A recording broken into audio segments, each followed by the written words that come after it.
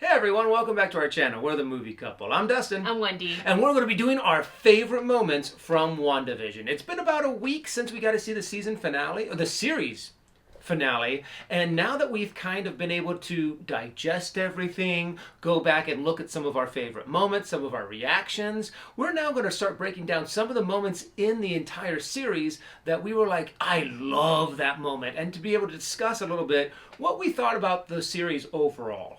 And of course, we had talked behind the scenes about how we were going to do this. First, we were thinking that we should rank the moments, but then the moments became so many, and then we would have an X amount of honorable mentions that we decided it was going to be better to just, instead of rating it, we'll just go in chronological order from the show. To dive into this video, I want to kind of talk about how episode 1 through 3 really, in a way, at least to me, set the tone for how WandaVision was going to be shown to the audience. They really used that as not just WandaVision as like, Wanda's vision, double meaning Wanda's vision, WandaVision as a sitcom. They also used various styles of sitcom as we saw through the various eras of 50s, 60s, 70s for the first few episodes. And I like that that's kind of how they let us in. And that's what really intrigued me about this whole series, is that it was really, really different than any of the other MCU films that we've seen. It definitely is certainly a dive into these characters that we didn't get to really spend too much time with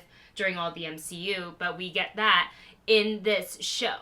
And honestly, I thought that was actually a really cute gimmick that they had for the first 3 episodes, was the fact that they were able to have 3 different or 3 different decades, so to speak, of television, and that's pretty much how you can kind of sum up the first 3 episodes. They're pretty much setting up that like Twilight Zone, what the heck's going on? Why is this happening? How did we get to this point kind of questions that are just building up on every single episode. And that's, for the first 3 episodes, they stick with kind of that cutesy kind of gimmick of a sitcom, but then there's this underlying, since you have no idea how this is happening, it just has that underlying horror, scary, kind of tense moment of, when is this all going to break? And I think it added a lot of great tension through the rest of the season. And with that, let's go ahead and jump into one of our favorite moments, starting with the ones in episode 2. We have Jimmy's voice coming on the radio. This is during a conversation where Wanda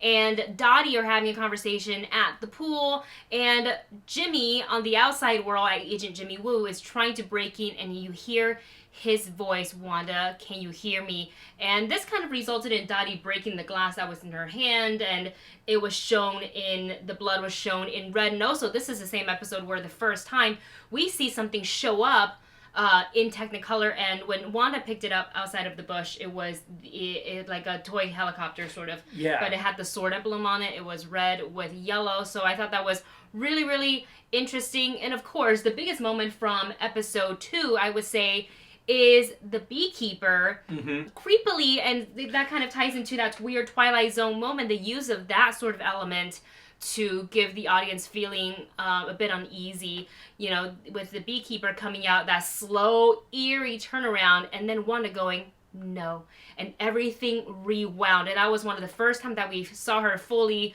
kind of, not just a glitch and a cut into something that she wanted, but she fully rewounded that scene to make it fit what she wants. And that kind of made us as audience members go, oh, okay, so this is what we're in for.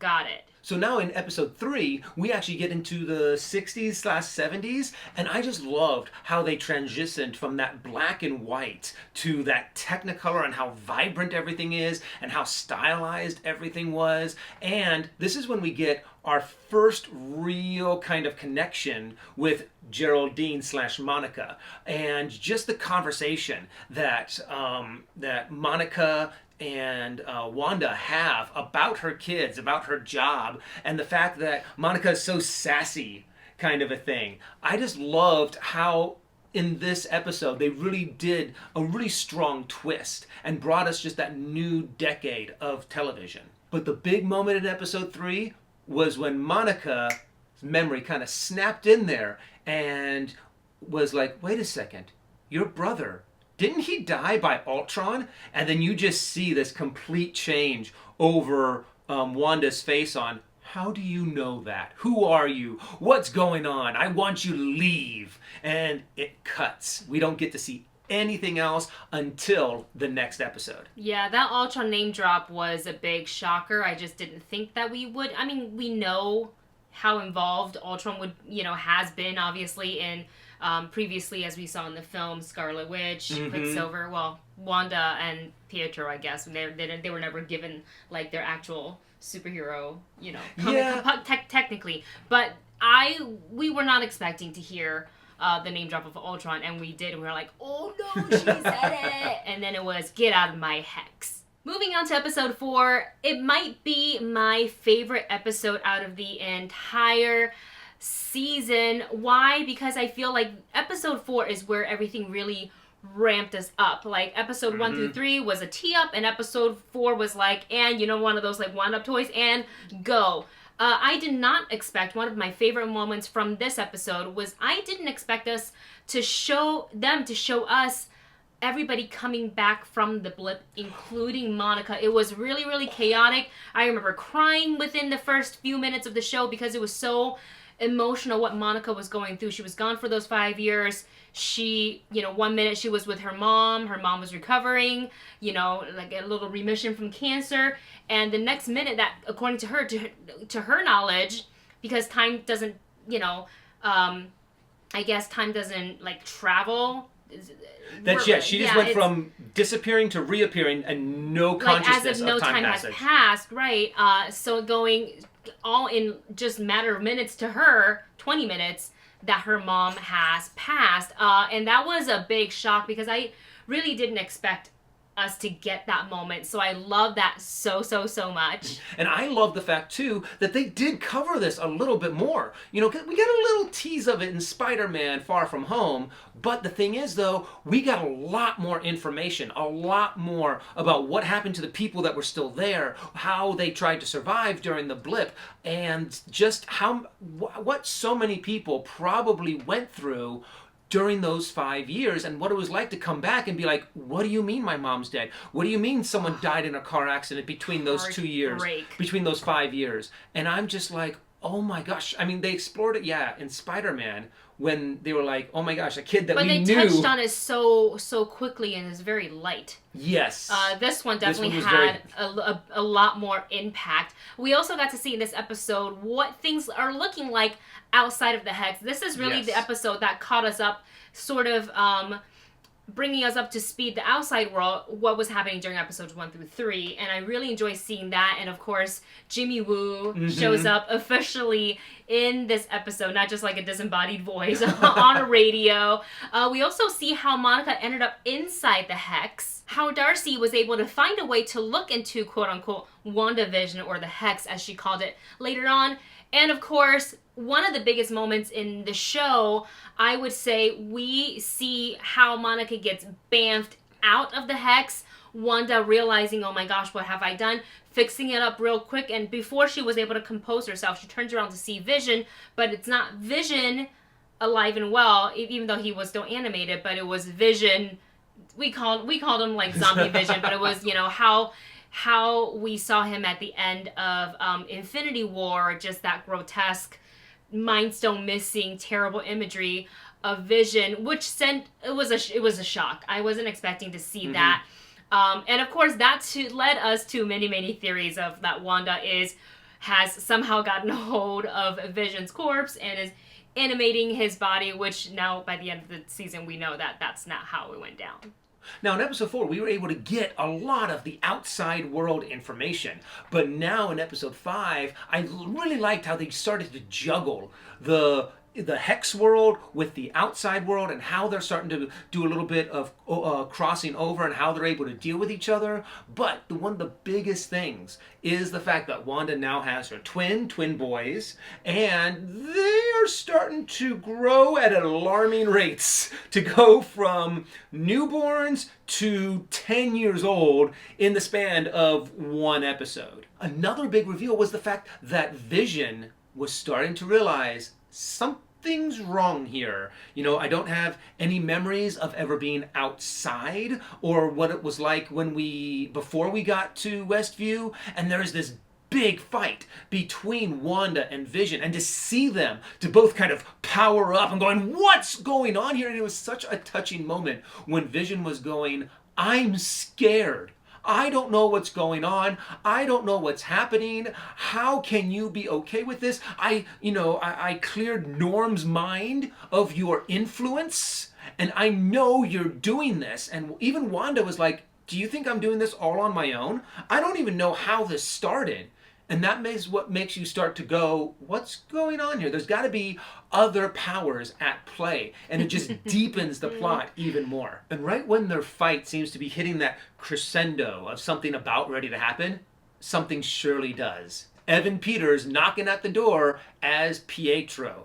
And just that moment of, oh, what's going on? How is this happening? Oh, what does this mean for the MCU? How are we going to get more? And just, this is where fan theories started just lose their mind. I mean, I was right there with everyone. You're like, does this mean Magneto's going to come in? Does this mean this is going to happen? We're going to have a huge cameo at the end. What is this all going to mean? And I just thought this was just nerdgasm at its best, to where it, even though we now know that it was a little bit of a red herring just to get fans going, it did its job insanely well. Episode 6, the big Halloween episode. I thought this was really cool because we got to see... Spooktacular. The Spooktacular, is that what it's called? Yeah, it was. Oh, really? It was Halloween Spooktacular. That's funny. Well, this is the one where we got to see Wanda and Vision, and I guess Quicksilver, as well as Billy and Tommy, sort of in their comic book costumes, but via Halloween costumes. So I thought that was really, really cool. I love that Evan Peters was still in this episode, kind of being that, like, good influence, bad influence uncle, you know, playing video games with the twins, running around, you know, silly string, all this and that. But one of the biggest things in this episode is really Vision, after having, you know, that previous conversation with Wanda. I don't know what my life was before this. Why can't I remember? He figures something really isn't right here. Why are people asking Wanda, is this how you wanted me to take it? Like, what is up with that? Her rolling the credits when they were, like, done, when she was like, I'm done having this conversation. The previous episode rolls the credit.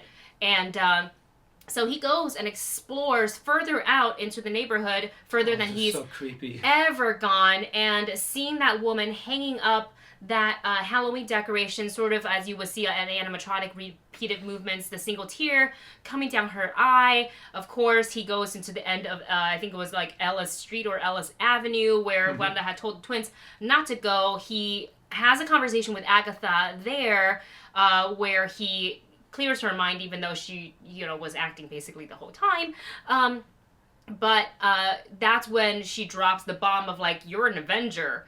You died. And he's like, what is this? What's an Avenger? What's an Avenger? And essentially, he wanted to know what was going on outside of all this. So he actually goes through the border of the Hex, and we soon realize as audience members that he either isn't allowed, at the time of viewing the episode, he either wasn't allowed to be outside of the Hex, or he can't exist outside of the Hex, which at the end of the show we realize that he can't really exist outside of the Hex because he was created, within the Hex out of Wanda's grief, and we'll get to that in just a little bit. Wanda gets a sense that Vision is in danger, so she uses her power to expand the Hex, and she, you and I, when we were watching the show, we were wondering, okay, she's gonna expand it past where Vision was, and it'll stop there. However, she didn't have an exact idea of, like, exactly where he was located, so she just used her power to, in order to save him in her despair, pushed it out as far as she could, kind of, pushing the Hex all the way through. She swallowed the entire sword, kind of that pop-up base that they had there, turning them into the circus and the clowns. That was great. Didn't appreciate seeing the clowns. Even further past, Hayward made a run for it. Darcy got swallowed up in it. And it just goes to show each episode we get to see Wanda explore her power even just a little bit more, just really seeing how powerful she is becoming through each episode. One of my favorite parts, though, of the entire series is having Evan Peters as the uncle in this. I have to admit, I think he fits the role perfectly. It's absolutely hilarious, and during the entire time, I just loved any time that he was on scene, I don't want to say on stage, but that's kind of screen? on screen. Thank you. And just the moments where he starts trying to manipulate Wanda a little bit, and then you see that flash of zombie Pietro. I'm just like, I loved everything Evan Peters in this episode. So good. In episode 7, we actually start to get a different genre of sitcom. This is where we got like the Malcolm in the Middle, the Office type, where they're actually breaking the fourth wall and talking to the audience. And there's so many moments with Wanda, with Vision, with Darcy that I just found hilarious, where they're sitting in front of like the, what kind of truck was that? It was like a funnel cake van. It was like a funnel cake van, yeah. A funnel cake van, and they're in the circus. And of course, I called it. I was like, since Darcy was chained up to the front of that one car, I'm like, oh, she's going to be an escape artist. And when Vision first sees her, she's going to like shake off some chains that she's all wrapped up in, or she's going to like unhandcuff herself. And sure enough, that was hilarious. I loved how they started to change where Vision now thought that he was being opposed by Wanda. You're like, all these, obstacles in my way from getting back to Wanda, I'm not amused. Right. Like she was trying to delay him coming home. Mm-hmm. But the big thing was not what was going on the inside, but it was the fact that Monica was trying to get back into the Hex. And we've met up with her aeronautical scientist. Her friend in the military. Her friend in the military, who we had so many theories about, whether it was Reed Richards or Doctor Doom or someone else from the MCU. None of them correct. But the main thing that was going on in this episode was Monica trying to get back into the Hex. They had all of their equipment. They had that huge tank-like thing that was going to try to break through the barrier.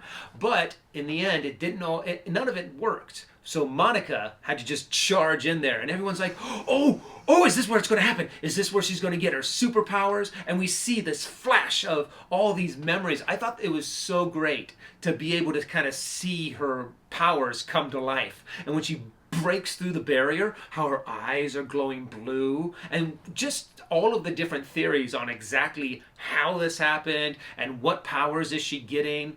And it's still, even to the end of the series, still a mystery today. In this episode, though, the biggest reveal was who was the bad guy all along. And we found out that it was Agatha, and we got probably one of the catchiest songs throughout this entire season.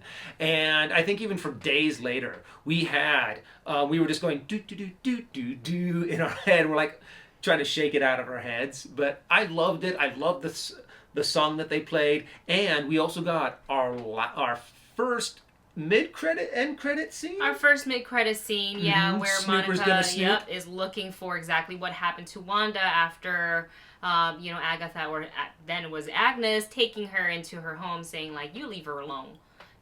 I think it's time you go.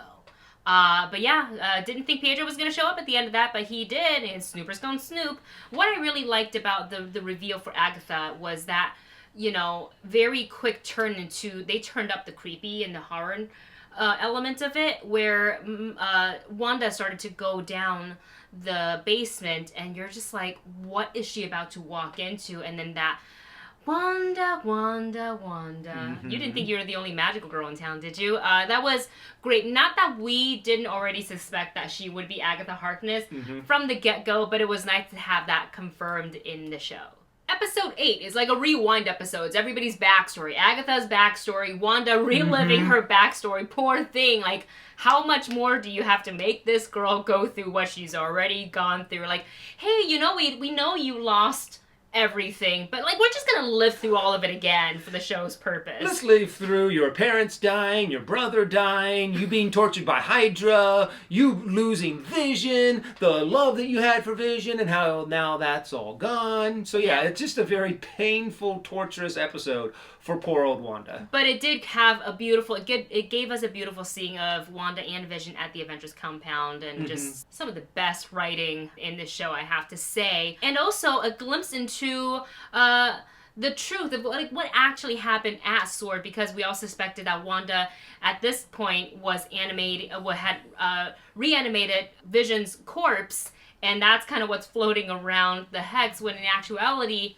she never walked out with it. So Hayward's Hayward's a big fat a liar. And one of the best moments in the show, I think, kind of towards the end of the episode, is she leaves Sword. She's taking her car, driving to New Jersey, driving into Westview, and we're thinking, what is she doing there? She has a deed on a house. We come to an empty lot, and this was meant to be a house that where her and Vision would have been able to build their life after all the events of Avengers Endgame. Well, I guess, yeah, after all of that, that's what they were planning on, to building a life, you know, of their own. And she's looking at this, her heart just breaks, and we see basically the Hex being born, and how she, you know, turned not just the entire town into WandaVision inside the Hex, but also how she basically created her own vision inside the Hex. And I loved this big, very emotional episode.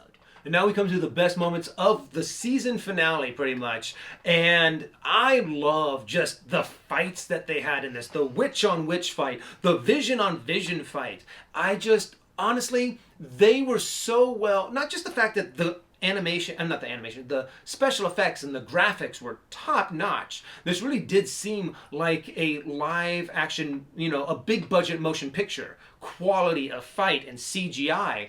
But I just love how it built the characters, and also this, especially the vision on vision fight. The way that this was written and the way that it was choreographed is exactly how I would imagine a vision on vision fight to have gone.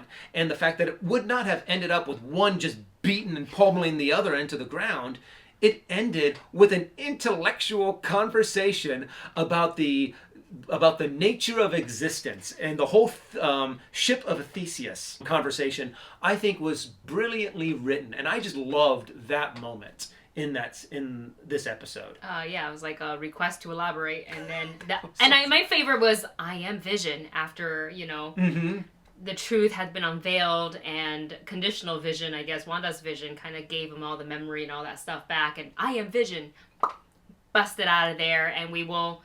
What happens with White Vision, I feel like we'll find out eventually through another... I don't think we're going to get another show for WandaVision, but definitely through another movie. So by the end of this episode, we do get a lot of questions answered, but there's still a lot of questions that are still just hanging in the air, you know? So, like, what happened to Vision, and what exactly is going to be going on with Wanda, because we get that end credit scene to where we get this nice, quiet, tranquil cabin by a little river or stream, and we think that Wanda has just gone off to seclusion to kind of collect her thoughts. But then we zoom into the room with that noise of the kettle going off, and we see Wanda just flipping through the Darkhold. But she's looking all like... Oh yeah, the whole I thought... Oh God, it was so cool. Looked great. And going back to that witch on witch fight between Wanda and Agatha, I loved how they were able to fly around. They were able to both be using their powers,